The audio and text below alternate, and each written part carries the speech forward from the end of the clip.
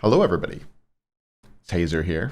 Feel like I've been a bit light on the YouTube content lately, so I'm back and I'm ready to do some analysis from the playoffs we had at the weekend. Specifically, today we're going to be taking a look at Game 5 between the Styx Ferrymen and the Atlantis Leviathans, the final game of the tournament. The tournament decided who is first seed going into Worlds, and I think it is one that was won and lost in the draft for me. And that's why I wanted to have a look at this with a focus on the draft, but I'm going to have a load of gameplay in this video as well. Maybe too much gameplay. I tried to cut it down a bit, but yeah, I ended up just with a load of clips of like every kill. But yeah, let me jump into the draft page here and we can have a look at said draft. So 2-2, finals on the line, and these are the team comps that we came up with. Chernobog first picked, and then two of the strong solo lane mages grabbed at the same time by the Leviathans. They grabbed Raijin and Morgan. I think denying Paul these gods was probably part of their thinking here. Fine OK has been doing very well on Raijin, so he goes to that. And then Nemesis is an interesting pick from Sino alongside the Aplash. So Ferrymen grab those, and then Kamazots for adapting. Baba Yaga, Amaterasu band, Ares and her band. Uller is the pick for Panda Cat, Ganesh for Aurora. He's the best Ganesh in the league, I think. Him getting that bomb too is kind of crazy, but it's hard to argue against banning at least the Baba Yaga, if not the Amma. And Vulcan as well comes through for Paul. Bottom pick, just buffed, I think, to his cannon, and the amount of damage you do at short range with Vulcan all was buffed, right? And Nox for Ronnie. So let's talk about what I believe to be the errors in the Leviathans draft. And there's a couple things that I think this draft lacks, and also let's talk about what the draft has first of all, and that is pressure, particularly duo pressure, which I think was really high valued in this tournament and really sought after. And when you didn't have duo, you often just lost games off of it. Didn't have duo pressure, I mean. I might do a video later on about a little more in depth into that and why I believe that's the case, but let it be known that I just think duo pressure is really, really important, and that's something that the Leviathans have here. In terms of early game, Uller Nox going to dominate Ganesh Bog. Uller wins the 1v1 from even or ahead, as he should likely be. Kamazot's coming over, especially through the early game. He should have pressure against the Nem. They also should have pressure in mid with Morgan and Kama against Nem and Vulcan. So that means that they have rotation advantage, so it's easier to contest shield buffs and to continue to get pressure in the lane. So I think they definitely had duo pressure, and I think that is valuable. They had mid-jungle pressure as well. Solo, I think Baskin on Aplash had lane pressure the majority of the time here. But you will see in the clips that they did manage to, like, because of the Raijin, perhaps, they have a lot of kill potential onto the Plash just because of the way that Raijin's CC works and the immobility of Aplash. Even if he has vision, even if he knows the jungler is coming, it's very difficult for him to get away and get safely under his tower, especially when Kama has that dive. But what does this Atlantis Leviathans comp lack? The easiest way to put it is just they lack the ability to do objectives. They do not have good objective DPS. Raijin and Morgan, not mages that have crazy objective damage, not mages that have good objective secure, and Uller as well. With the build that you opt to go on Uller, his objective damage is pretty poor. Kamazot's not one of the junglers that does great objective damage. And with that lack of DPS and lack of secure, it's very, very difficult to convert, especially Fire Giants and EFGs in this game and in the meta. And when you're up against things like Vulcan, Aplash, Chernobog, like, it's really, really hard to to gamble objectives against. Hey everyone, Future Hazer here. I forgot to mention the fact that they have a Chernobog and that they have little answer to Chernobog split pushing while FG's pulled. That's a big part about why they can't play around FGs and play slow, because Chernobog will simply go to dual lane and split push. and get tier 2s and get phoenixes and ult over when you're losing a fight. Because that god is OP. Okay, back to past Hazer, stupid idiot. These gods. And I think another thing that their comp lacked was the ability to chase people down and run them down. You're looking at what happens if you bait them forward onto an objective against you. You go on the Aplash ults, that's it. You can't chase anymore. You go on the Vulcan, he's already really deep. He has self-peel. Who's getting to him? Just Kamazots, maybe? You go on the Ganesh, do you have the single target DPS to take him down? I think maybe if there were a few more CCs hit, I think Rongyu maybe had a little bit of a rough game on the Nox here and couldn't connect onto Aurora enough. I think Aurora did not go beads, if I remember right. He went Bracer of Brilliance and Frenzy. And that was another thing, which actually the Leviathans didn't have for objective damage, was a Frenzy. They did have a Bracer, but I believe the Nox also had a Sprint, which, to be fair, it's a pretty good sprint game, isn't it? Ganesh, Aplash, Nemesis, Chernabog, like, sprint is very, very strong here. But yeah, that's my overall feel on what went wrong with the comp. I also think picking full pressure in a game 5 is a really difficult thing to convert on. It's something, I think when you look at the Ferrymen's roster, you're looking at, you know, Aurora, Cyclone Spin, the whole team, but Aurora, Cyclone Spin, and Paul in particular. These guys have been in game 5s, right? They know what it takes to win a game 5. They know how to do it. And I think that the Leviathans maybe were a bit naive with drafting this much pressure and this little objective damage in a game 5. These games tend to, I don't know, quite a lot of the time, it can go either way. Like, game 5s can often be kind of stompy, but I feel like they're not stomped via pressure ever. Like, it's not like a pressure comp that just owns. It's just mistakes. People get tired and make mistakes. And the other thing is, I think the Leviathans, the draft, they've picked this draft, right? Once you've picked this draft, you have to realize what the weaknesses of your drafts are and what you need to do to compensate for it. And I don't think they did that. I think the Leviathans needed to win this game in like be in a really commanding position from within 20 minutes. They needed to control early objectives. Pyromancer being a big one to pick up the bomb so that they have a chance for objective secure. I don't think they did enough around that. I don't think they did enough of ensuring that the Ferrymen couldn't trade objectives. I don't think that they did enough invading in this game. I think they should have been invading purple buffs off of their early lead, and I don't think they did it.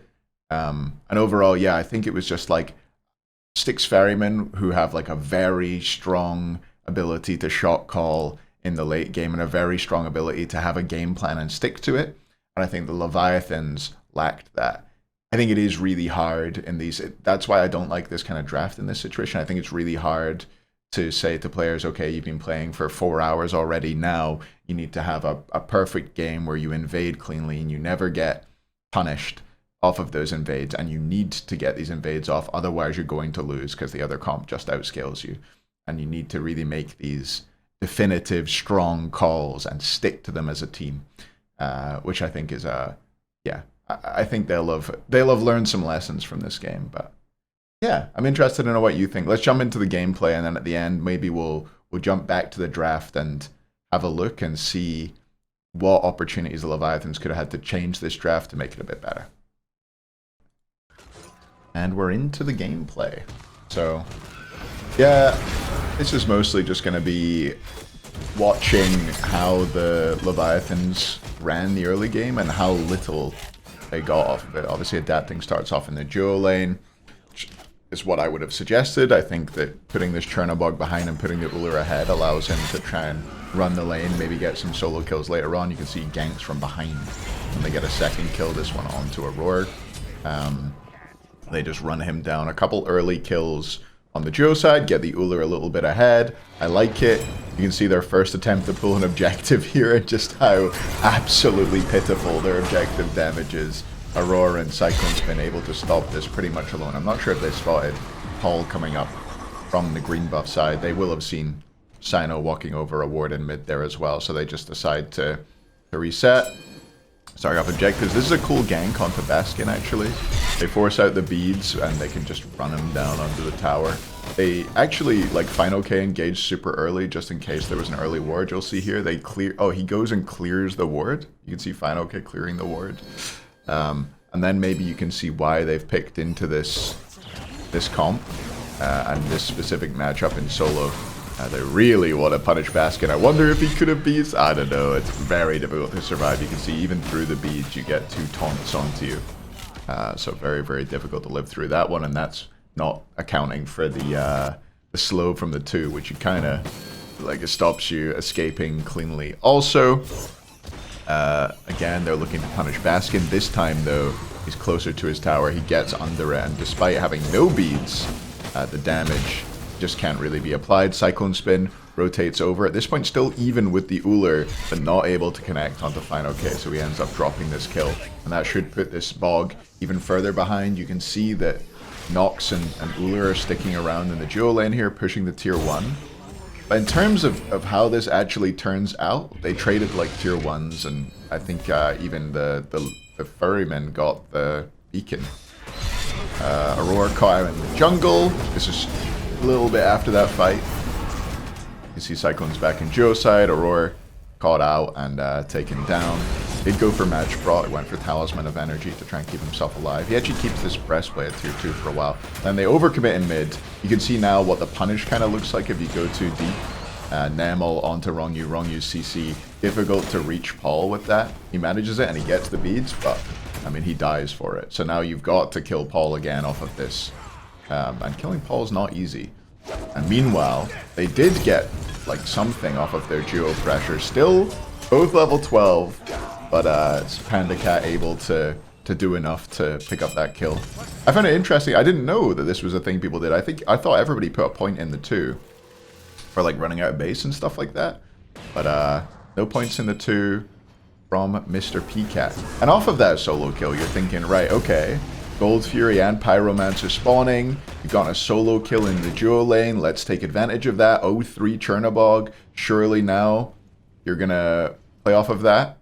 Shinto goes back to base. You have 3 people in the duo side jungle. Thank you very much, say the Ferryman, and they pick up this Pyromancer.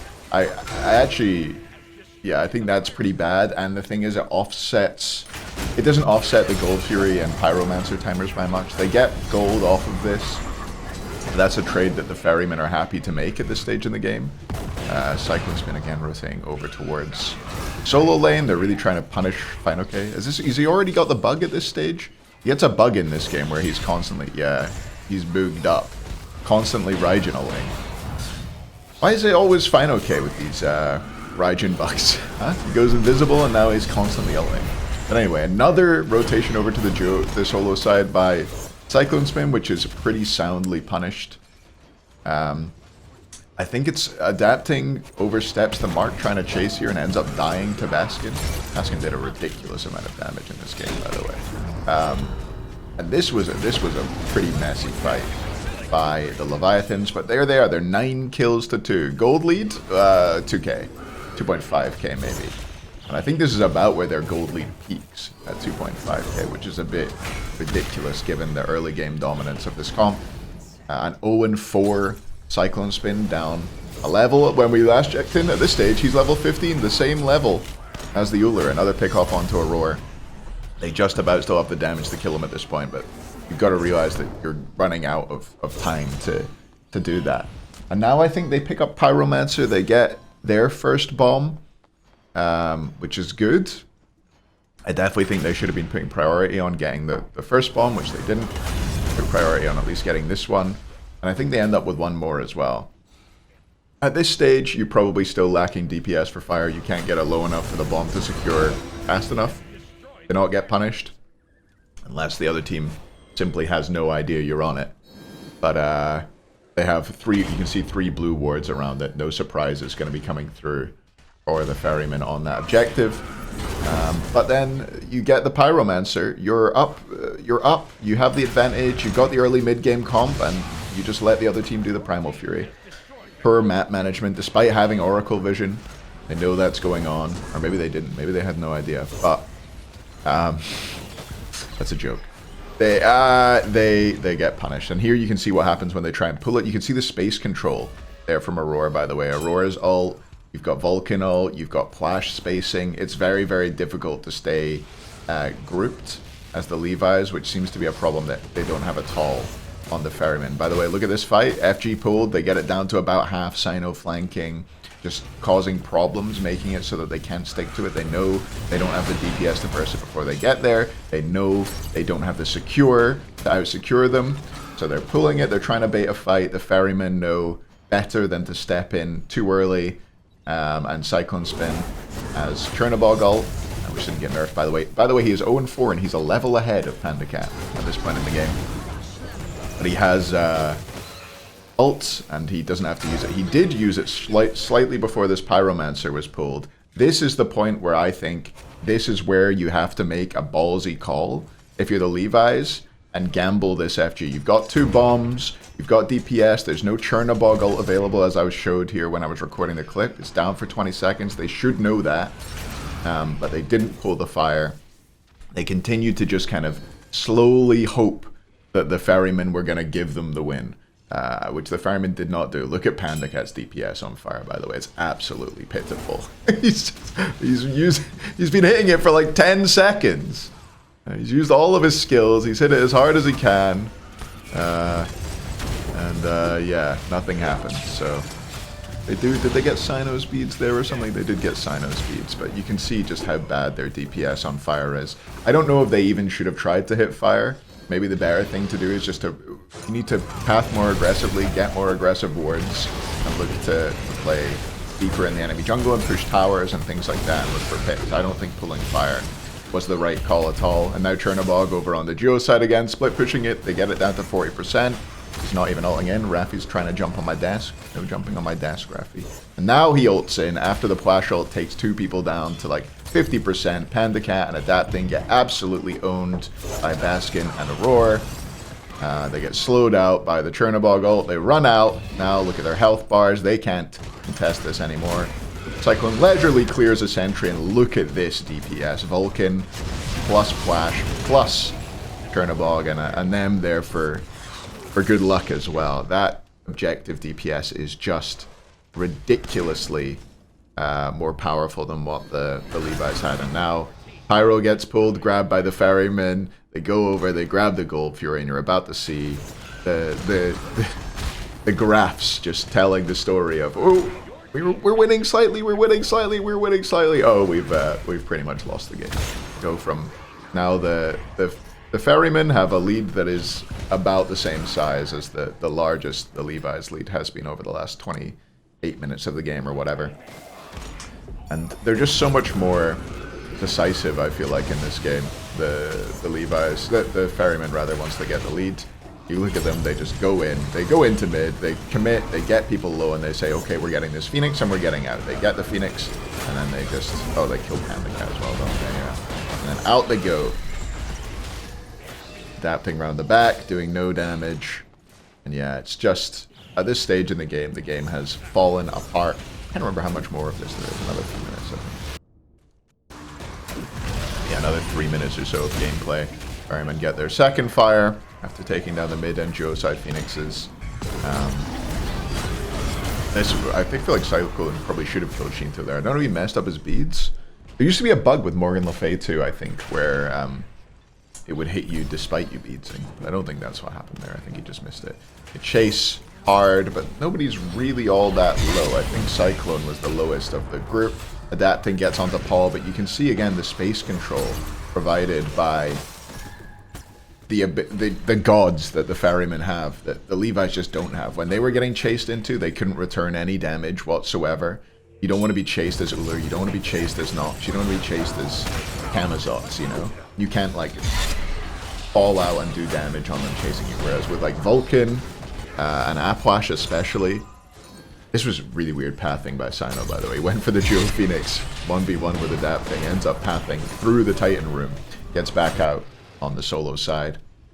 They get one Phoenix. FG, again, we're about to see what it looks like when a team with a with a decent comp DPS is fire, even though they had Cyclone Spin pull it, which isn't ideal. They just absolutely explode it. Down it goes. Frenzy and Brace are available for them as well, making that DPS just that much scarier. Trying to disengage are the Levi's. Sino just runs down Adapting. And yeah, surely this is about where they end. think it is. I think we see what Paul's damage on Titan. And also someone else here. Look at this Paul. Oh, I think it's someone for 1500. Yeah, 1450. Onto Rongyu? Am I... Was that 1450 onto Rongyu? He's a tank! He's the tank! What the heck, man? That's absolutely crime animal. Cup of tea for me this afternoon. It's Friday afternoon. A day off. And yeah, you can see the score lines at the end. Final K goes 006. Paul goes undying on the Vulcan 103, which I think is a little bit of a symptom of the problem here. They were unable to kill Paul, so they were unable to ever do objectives pretty much with the threat that he provided. Wrong, 39 wards, not bad. But yeah, just not quite good enough there. Back to the draft now and have another look at it and see, after watching, what are our adjustments maybe. What points in the draft could they have adjusted? I think that the first place that maybe there could have been an adjustment, maybe it's matchup dependent, maybe it's not, is switching out this this Raijin for an Apwash. If you want to grab Morgan Le Fay for mid, maybe they want to flex and that's why they went this way. But you could grab Apwash plus Morgan Le Fay, and then you have at least a little bit better objective damage, a little bit better objective secure. And then the other, I think you'd still be fine CC-wise, I think. I think maybe if you want to go Kamazots, it's difficult to justify that without a little bit of hard CC alongside the Nox. But they do have Morgan 1, Morgan 2, Jiro KCC. They've got Uller in this comp with the 1, so decent CC. You basically don't want to just have a Nox as your CC, because every time she CCs someone, they'll just have beads, which makes her a useless character. But yeah, maybe swapping the Raijin for an Apwash could have been a shout. Maybe swapping out this Uller is the way I would have gone, I think. I think if I'm drafting this comp, if I have that top 3, I think in this 4th pick slot, I probably look at something like a Ram would be ideal, because it gives you the ability for your Hunter to have relevance in a team fight despite them having an Apwash. It still gives you dual lane pressure, and it gives you the ability to actually do objectives. You can go a crit on the Ram and try and take down Fire Giant in a reasonable amount of time. You've got Executioners to help Kamazots DPS it, even though his DPS isn't great anyway. That would have been the other adjustment I might have looked at. I'm not sure if there's anything they could have done build-wise. Like, I don't think swapping the Sprint out for a Frenzy, for example, makes a real difference here for Rongyu. I think they just had to, once they got themselves into this slight mess of a draft, they needed to adjust for it in the way they played. Was what they needed to do, rather than with changing builds. I think they needed to commit harder on early invades. I think they needed to stop the Ferrymen from being able to trade objectives early game. Don't let them do pyro while you do gold. Don't let them do gold while you do pyro, etc., etc. Focus on getting bombs. And then I think they needed to, in the late game, recognize the precarious position they were in and take a risk at a Fire Giant, which they didn't do as well. But yeah, it's really difficult for them to play from there. It's really hard as well. I'm sure that they recognize this in their talks afterwards, and they've learned some lessons. But it's one of those where once you do the draft, you have to say to your team as a coach, I think, all right, this is the problem with our draft. You need to do this. You need to pressure this. You need to pressure early game. Otherwise, they're going to well, you don't want to say otherwise they're going to outscale us and we'll lose. But you say we need to pressure this. We need to play this way. Make sure you're on that second purple. Ronnie, make sure you're giving timers to Kenneth and make sure that we're there. Try and grab mid pressure before so that we don't have any mid rotations coming in. Shinto, I want you to just hold Paul in mid, for example, you know. And one good thing about the mage solo meta and that aspect is that if you can get duo pressure and if you can chain invade, you don't have this worry about a teleport coming over at any point, like a surprise teleport, upgraded teleport from a warrior, flanking you and punishing you trying to invade purple. So it can be a really valid strategy, and I think it could be really, really strong, especially into like a lane with very little kill potential like Ganesh plus Bog. And if you've got a sprint, then Nemesis has very little threat for you as well. But they don't do it. They didn't get it done, and the Ferrymen go into Worlds as favorites, you have to say. But yeah, that's going to be it from me. Let me know if there's any other particular games from the playoffs you want analysis on. I'm thinking about putting something together on why I think duo pressure is so valuable right now. I think there were some teams that did it really well. The Jade Dragons had some comps where I think they ran the game through duo, and then they had like a Kukulkan, and they just ran the game through duo, got a lead, did objectives, and there was nothing the enemy team could do. I really liked that kind of comp that they did. Maybe Leviathan should have top 2'd Kukulkan. Put the Morgan Le Fay support and grab a last pick Kukulkan. I fixed the draft. That's it. That's it. It's fixed. Morgan Le Fay support, sleeper. Anyway, thanks for watching, everybody, and I will see you probably on stream this weekend. Have a great one.